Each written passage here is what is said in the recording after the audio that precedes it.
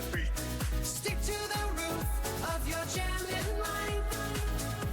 Don't let it stop, don't let it stop. It's peanut butter flotsam time. Spread it thick, don't let it flop.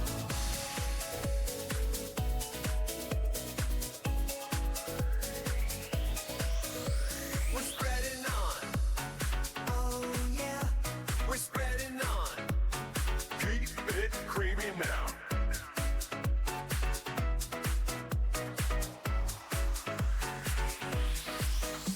We're spreading on, oh yeah. we're spreading on. Keep it creamy now.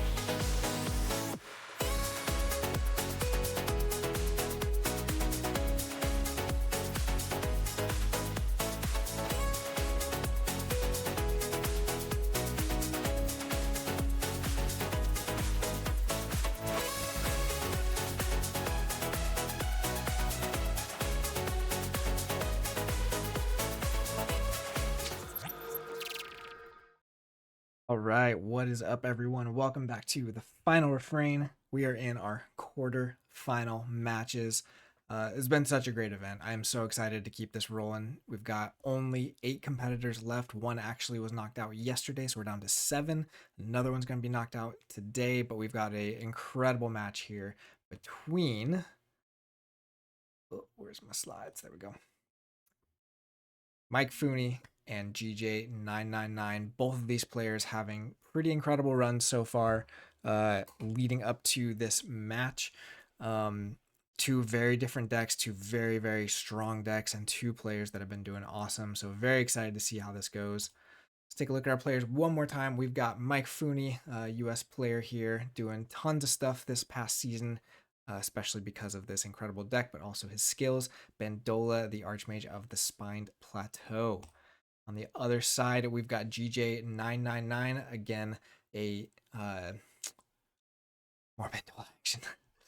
Scared me because it was a new chat. UK player, doing tons of stuff in UK Nationals, Alliance runner-up, Archon runner-up, Archon champion in the Nationals. Yeah, great player. And again, I said this in the recap, but GJ has been playing super well in this tournament, so I think he's gonna need to. I think it's a tough matchup for his deck, but his deck is also pretty solid, so we're still interested to see how this goes. Let's take a look at how they've done so far.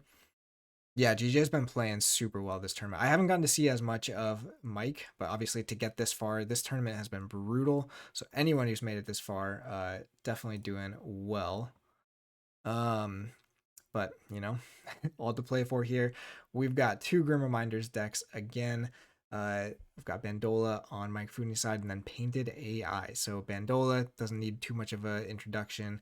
It's doing the Witch Queen stuff. It's doing the Bryo Cow block, and it has a fantastic Geistoid house to support all of that. Not super high on the creature control, although as you can see, it definitely does fine without that. Also not high on the Amber control.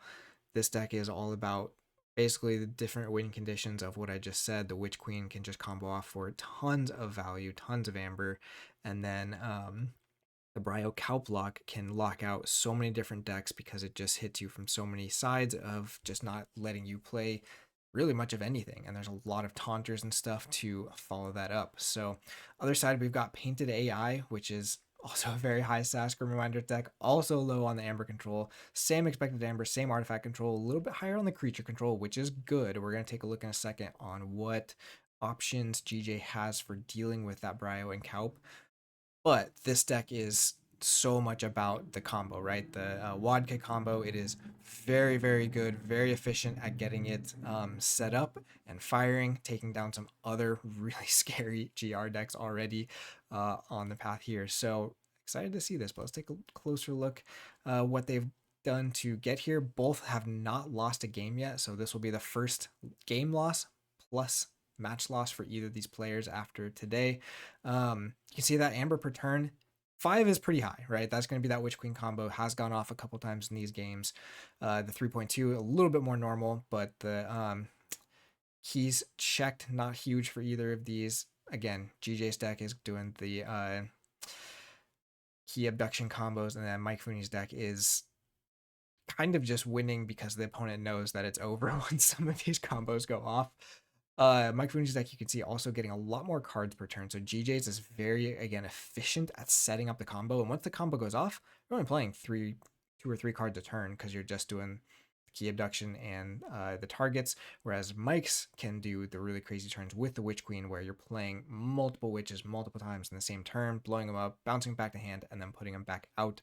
So that's where those stats are coming from. So BM Catchem, I don't know if I've seen you in the chat before. Welcome. There's actually a lot of new people in the chat today, which is super fun. Excited to have you all here. This is what this event has been about. Like, it's been fantastic to have how much excitement from the players, but also just from the community coming in on this.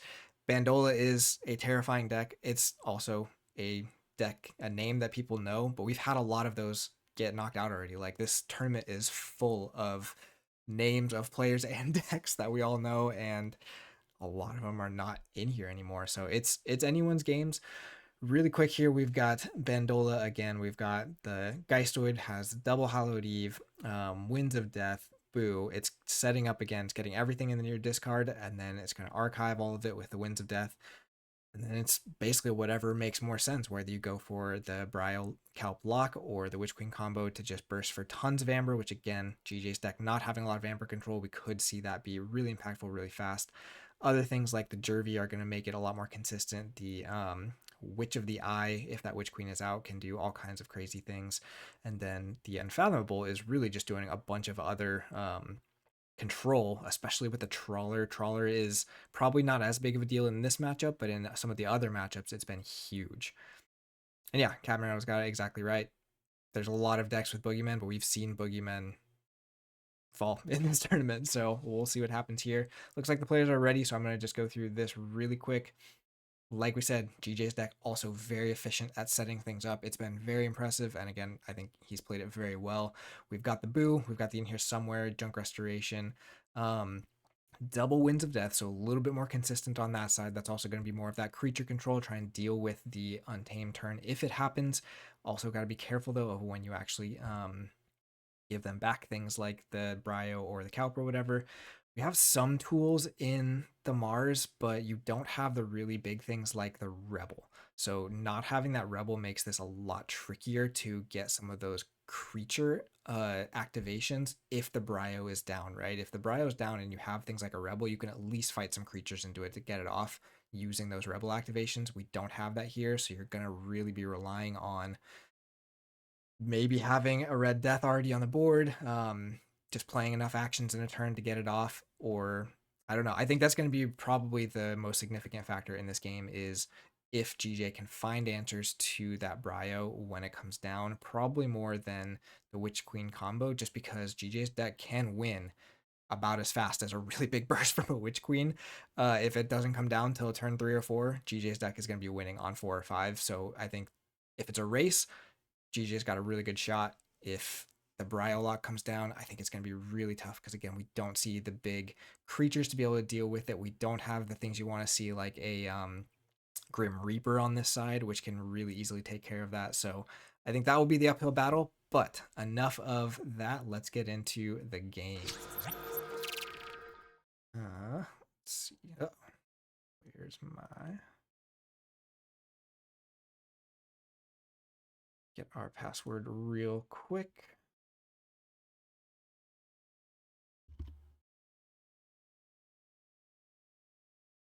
And let me set up our names as well. Looks like Mike made the lobby. We'll see when we get in on, we'll get some, whoever is top and bottom.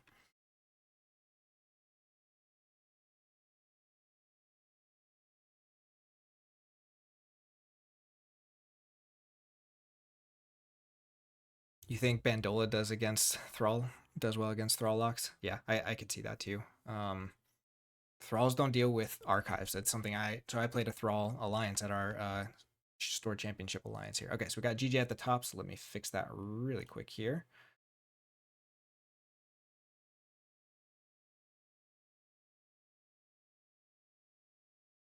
Both players at 0-0. Ooh. My Chrome screen is also off.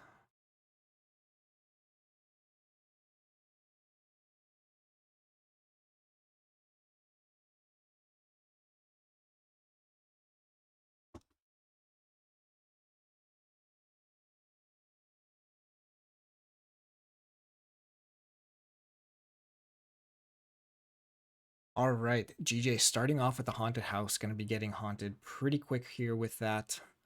Again, this deck, I just can't say enough how fast it can get haunted, and that's been a really big factor in the other matches GJ has gone for.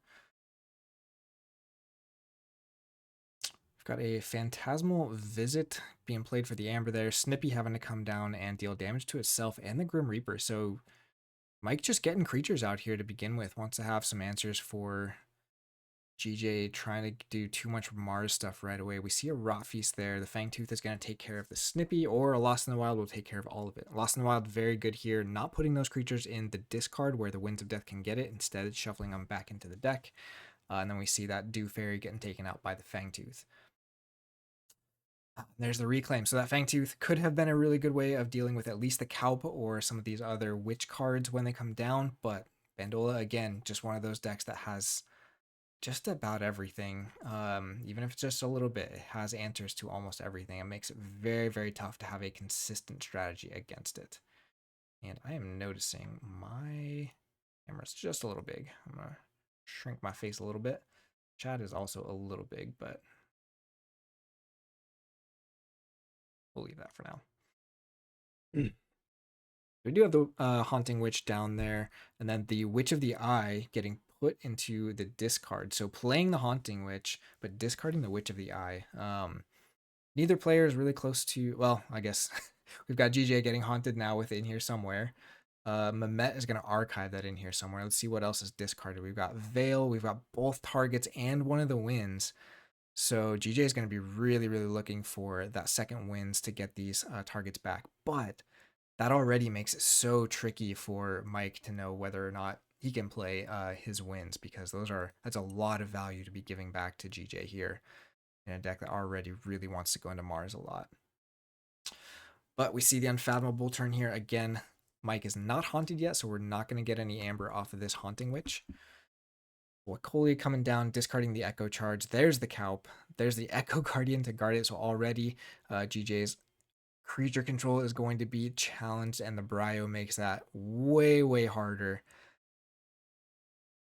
Oh man, and already one of your Winds is gone. So I mean, you need 5 actions this turn, but you have to have more than that because the Kaup stops you from playing more than one action unless you can kill it here.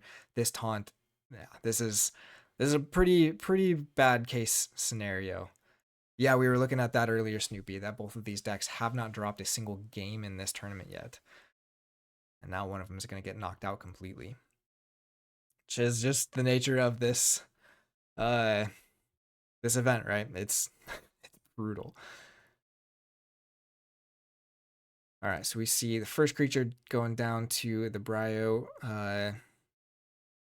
replacement effect there, taking out the Witch. Doctor coming down.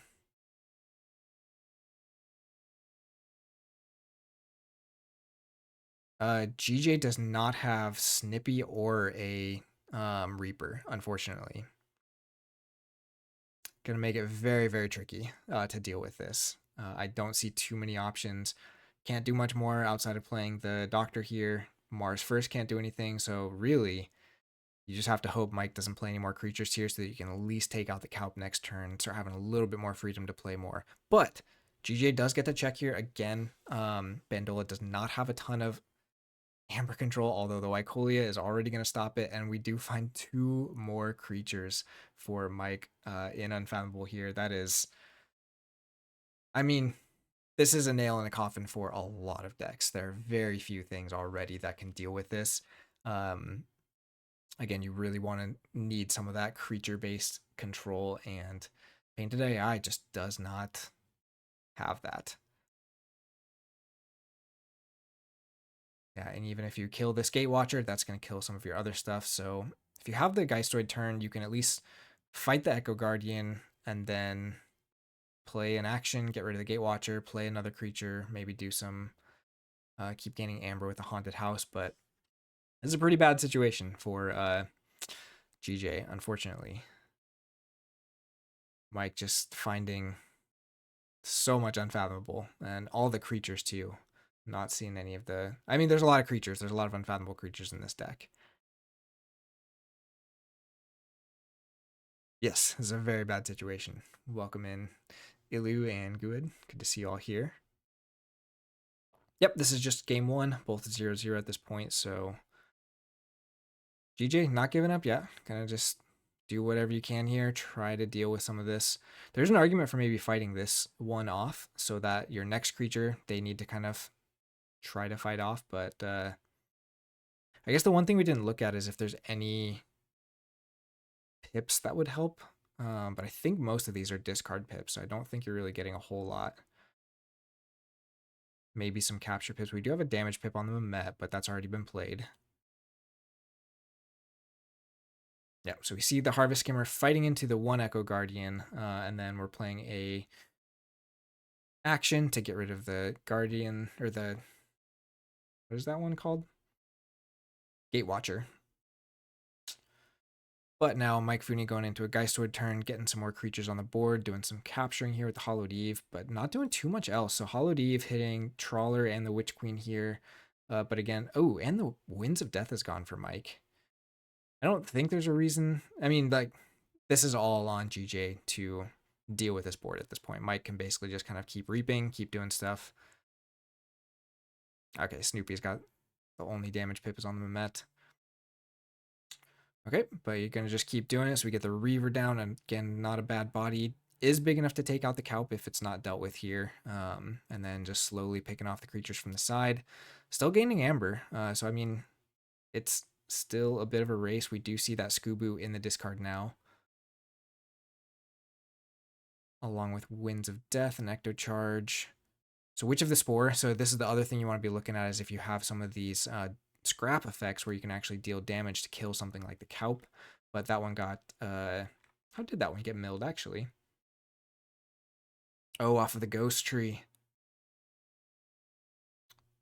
Yeah, it's unfortunate. That Witch of the Spore would have been really nice.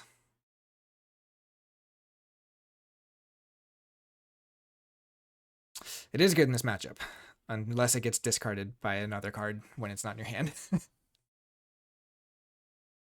So Mike here does need to deal with this Reaver and get a few more creatures on the board in order to feel really safe. But we've got both Winds of Death now are in the discard for GJ. So even if GJ does deal with this, Mike doesn't really have to be scared about a Winds of Death picking up all these creatures and setting up the combo. GJ is going to have to flip the deck and start over trying to set that up anyways. So you do have time. Unfortunately for Mike, your Winds of Death is also gone. So not a whole lot of setup on either side here left. And now we got Mike thinking about it for a little bit, trying to decide if it's worth getting more creatures on the board or just using this Unfathomable board. You do have the poison on the Echo Guardian now, so that is a pretty easy kill here. And then the 3 Amber. Question is that enough to just keep up with the pips coming out of GJ's hand?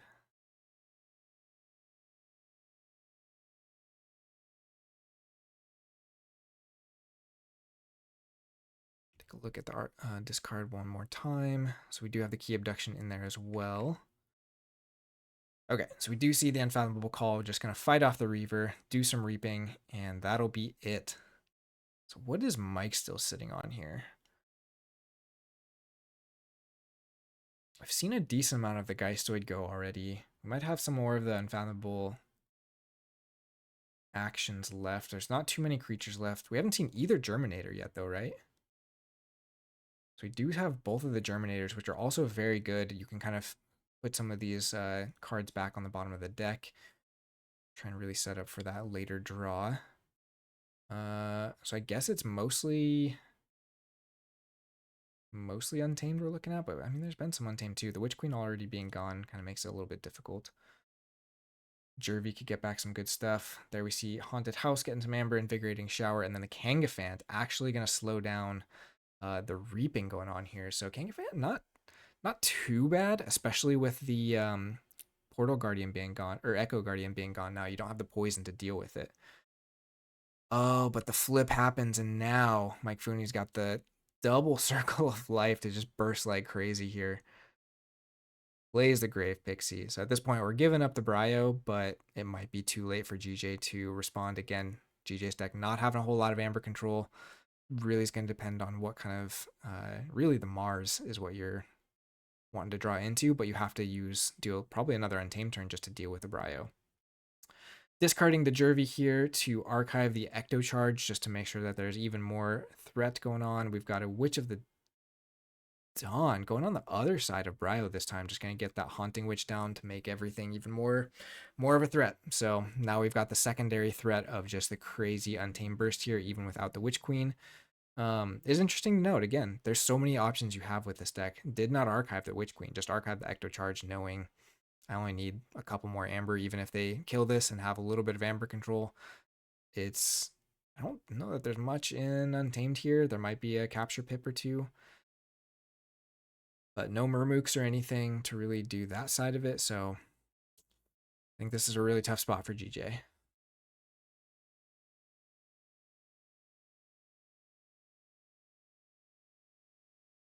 Oh, just adding insult to injury, we see the very first card milled by the Haunted House as one of your Winds of Death. So even if you do somehow crawl out of this, you then have to find your only other Winds of Death. So yeah, having to do the Kangafant, fighting into the Bryo just to get rid of it, and then only having the Haunting Witch to play after that. We see the very fast Geistoid Call, going to get to 6 Amber, and then the Ecto Charge here is going to end it, which will mean game 1 for Mikefuni. All right. I mean, that's what we said going into this, that it's going to be an uphill battle if the Bryo comes down early, especially with the Calp. So I would say that was pretty best case scenario for Mike there. But it wasn't immediately over, right? Like GJ still can generate Amber and stuff. Mike has to be able to play around sort of the speed of the deck as well. But let's get our score up, and looks like we're going to have to remake the game. GJ did not make it into this one.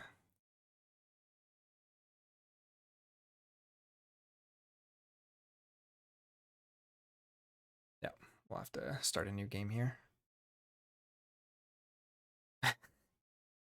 Mike just wants to show us his amazing hand anyways. This feels like the same start he had last time.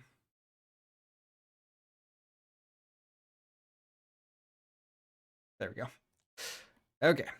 Of course, GJ made the game this time, so gonna have to flip the players. Oh, and change the password on me.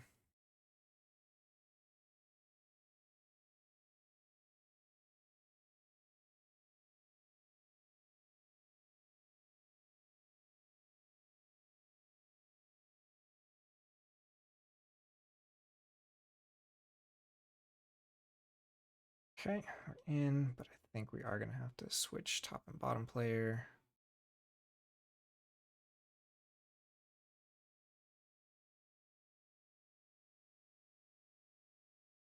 Yep.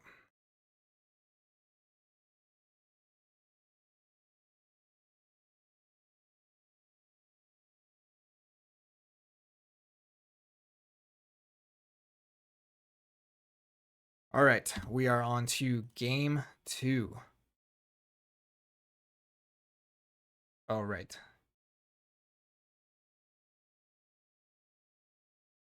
Yep, GJ should have the choice here to go first or second. Happy with going second here, so we will get this going.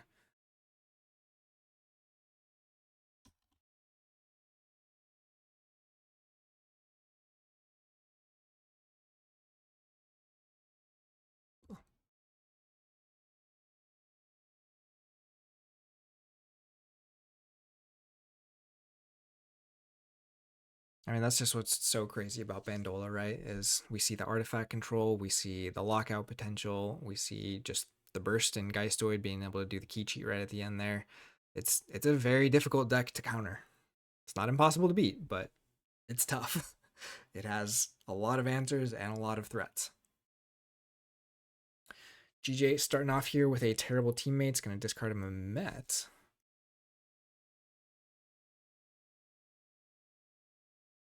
Trying to do some handcrafting here. Mikefuni discarding the Jervy, playing Circle of Life just for the Amber. Going up to 2. GJ fast call back into Mars here, playing Destructive Analysis, scoop up, and then the Red Death. So now GJ really wants to get Haunted here to make sure this Red Death is ready to go to fight off any of that Unfathomable stuff if it comes down. Sadly, can't be used by that Mars first. Ooh, we see the Grim Reaper coming down too, but again, GJ or Mikefuni also not haunted here, so not able to ready and use those Geistoid cards. GJ going into a fast Geistoid call.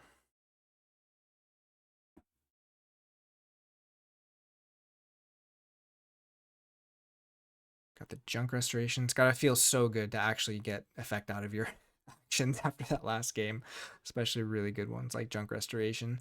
Sure, GJ's loving that. Okay, so GJ does get haunted here, finds in here somewhere, also really big. Let's see what else we've got. Reclaim, not too big on this side. I would imagine you're playing the in here somewhere for some of this Mars stuff, just to make sure you're already setting that up. The Mars first being really big. Get the Ecto Charge getting played just for the Amber, so already going to be in check this turn.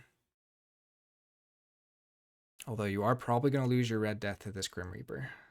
That's probably worth it. We do get the Scoop Up and Mars first getting archived there. Oh, and has the Winds of Death.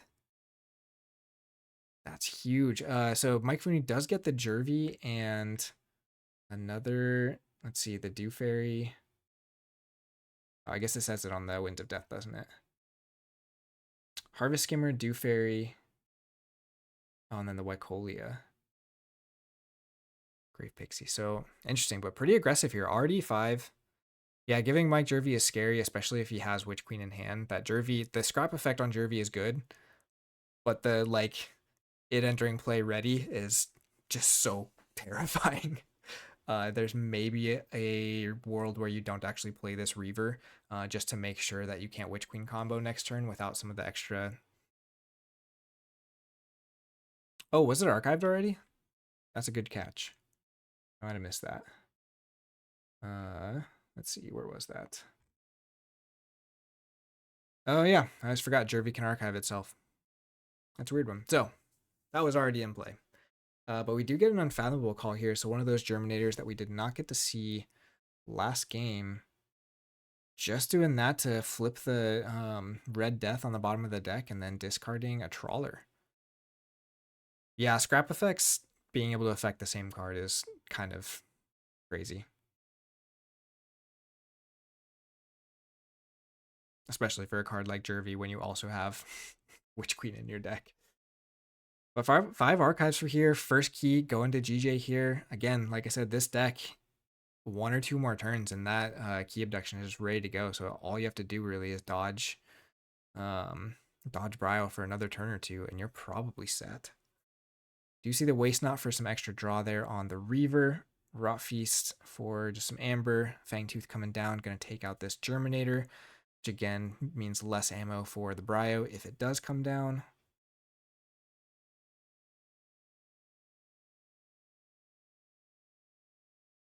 Game 2 First Blood. I feel like there's already been a lot of death happening here.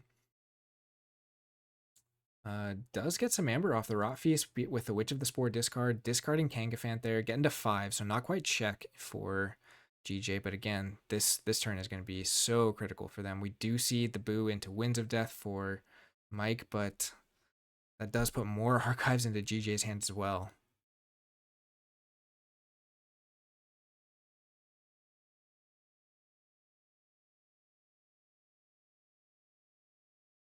If you see GJ call Mars here, it's going to be really, really scary for Mike. Not getting to check is rough, but again, like, this deck is all about the key abduction. If you key abduct here and get enough amber, I guess Mike does have the trawler now. But you're barely haunted. I don't think GJ has any way to interact with that, though. GJ going Geistoid, though, playing the Boo. Just getting to check here. Not having much else. So we still have the Fangtooth. So you can't get rid of the Fangtooth and play out all the unfathomable stuff this turn. So tough choice here from Mike. Apparently not a tough choice. Just going right into the Untamed turn. Gonna get the Witch Queen down here. Let's see. I mean, we know most of them are coming. There's the Haunting Witch. So this is gonna be huge burst. Can Mike stop a key in Untamed, though? Oh, yep, the Jervy has a Capture Pip. Yeah. So this, too, is just one of those crazy things with Kangafant. You get to keep replaying this, which means you're being able to stop, like, an extra 6 amber or so.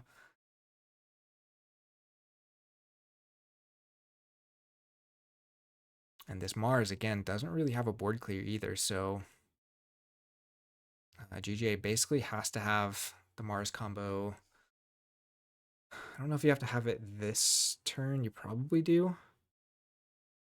You are up by 1 key, but this is already more amber than GJ's deck can deal with. It's just going to keep going.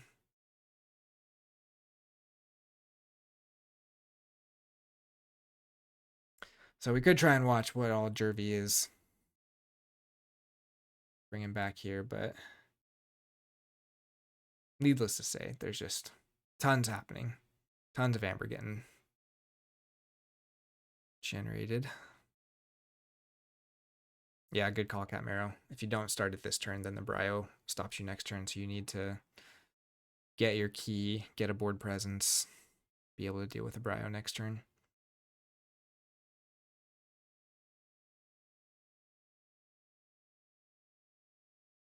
And there's the Reclaimed hitting the Fangtooth, so now you have lost a little bit of your insurance against that Kelp, but the Grave Pixie kind of blocks that anyways for a turn.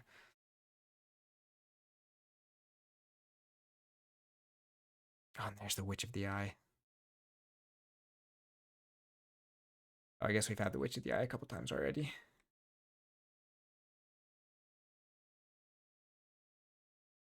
Was he not getting anything with the Jervy? Looks like he was just letting it get destroyed and returning to hand.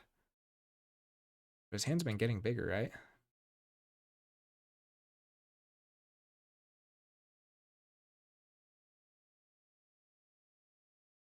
Yeah, 28 amber. Started this turn with 4 amber.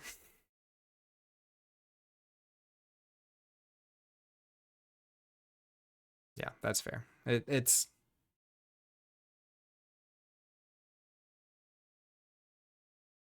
not much you can do here at this point. And it just keeps going, too. Jervy starts archiving stuff. Does become not haunted, which is almost relevant for the Trawler, but Trawler's not really a thing at this point.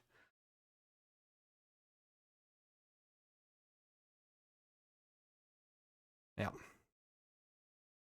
And this is why this deck has not lost a game yet. Is impressive, though. Again, you can tell Mike has been practicing like crazy. Like, playing online, tracking the rule of 6 for all of this is not fun or easy. But Mike able to do it really, really quick, getting a lot out of that turn. And yeah, for GJ here, I don't really know what you do. You just don't really have too many answers to this. Yeah, it is very impressive, right? Like, how many activations is this? Snoopy's gonna have his work cut out for him on this. Tell us, like, how many times some of these cards got rule of sixth.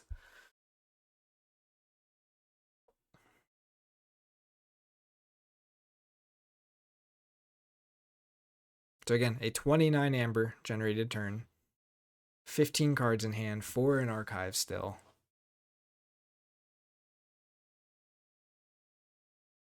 So you can get one.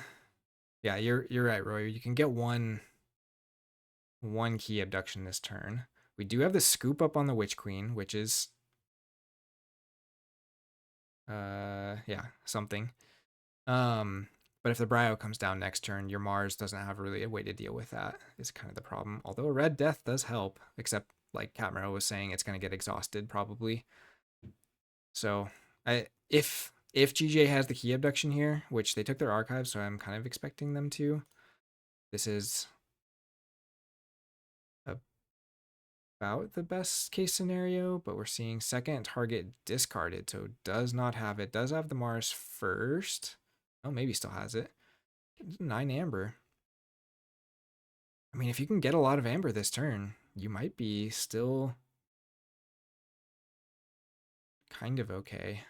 But the Calp would really be the nail in the coffin. Oh, yeah. So it does not have the key abduction. Yeah, Trawler's the other issue, right? Which, I mean, they're at 9, but that's not hard for this deck to get haunted. Any of those action cards get you there. We do see the Unfathomable Call here.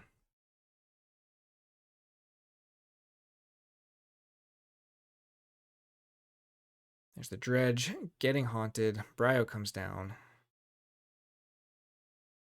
Echo Guardian blocking it. Snippy's going to take out the Red Death. Again, the discard pip's also just so useful. Everything in this deck. Yeah.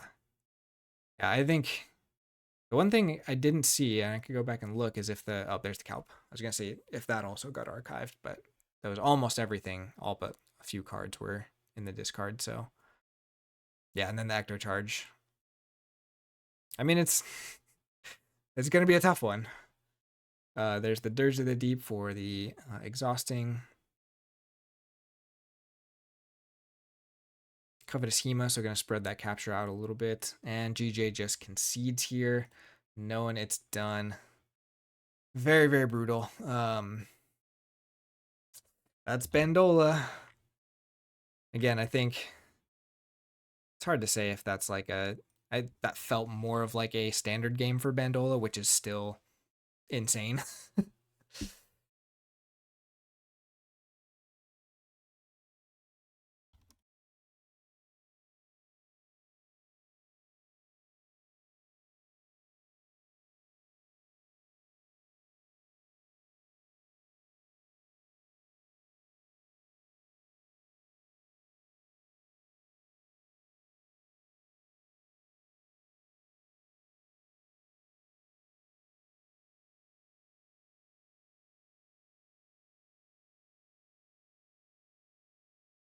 I mean, it could, right?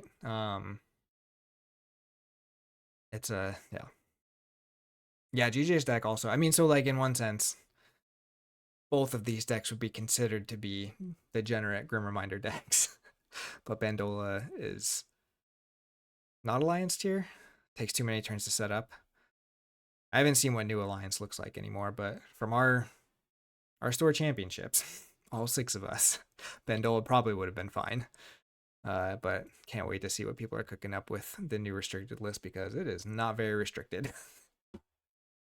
It doesn't have, yeah.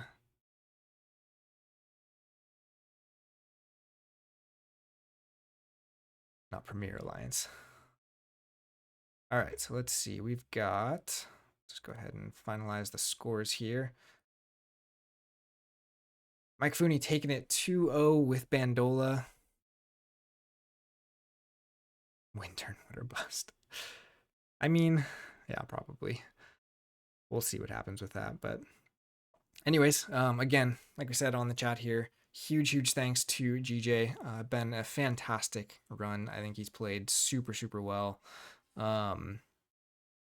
This is not the matchup you wanted to see here, but that's how it goes. Every deck is going to be a tough one, but Bandola just has very strong tools for dealing with a deck that is so kind of action oriented like this one. So gonna be tough, but yeah, that is our second game of quarterfinals settled in. So now we know. I think let's go back to our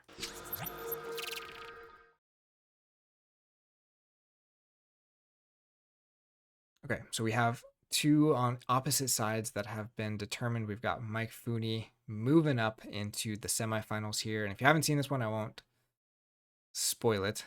But one of these two has also moved on to the semifinals. You can go watch that match on the YouTube. And we've got two more left. I believe this one is going to be Friday midday or morning if you're in my side of the world. And then Wookie Lorenzo is looking like it might be Saturday morning. So make sure you check those out. Or if you miss them, take a look at the YouTube because we're going to get these up as soon as we have them. I believe also the last match we were missing from last week should be up now. So go check that out because I think that was actually a really good game between Lord Judo and Mikefuni as well. Oh, good catch. Holy Stew and Catmarrow are the other ones that I've played on the upper right corner. I forgot I'm just like moving around on my little screen here, but it doesn't work on this side because I'm doing it with just an image. Anyways, thank you all so much for coming in and hanging out and watching these great games and just for supporting this event in general. It's Catmarrow does seem pretty cool, gotta say. Yeah, it's been a blast. Love Riku for putting this on and all of our content people and Lord Judo also, who's been doing a bunch of work. Algernon in the back end, Snoopy, and we've got, I know I didn't get it on. I know Lord Judo's been using this too, but we also have Zenzi's tool now that we can use for the overlay, which is really, really cool. I need to get that installed on mine, but so many people doing so much work on this, and then the competitors have been awesome. Everything's been running great, so just all around Keyforge community making this an incredible event. So love that. Love you all for hanging out here, but I can't make the games longer, so that'll be it for us tonight. Thanks for hanging out, and we'll see you next time on Floxamal. Bye-bye.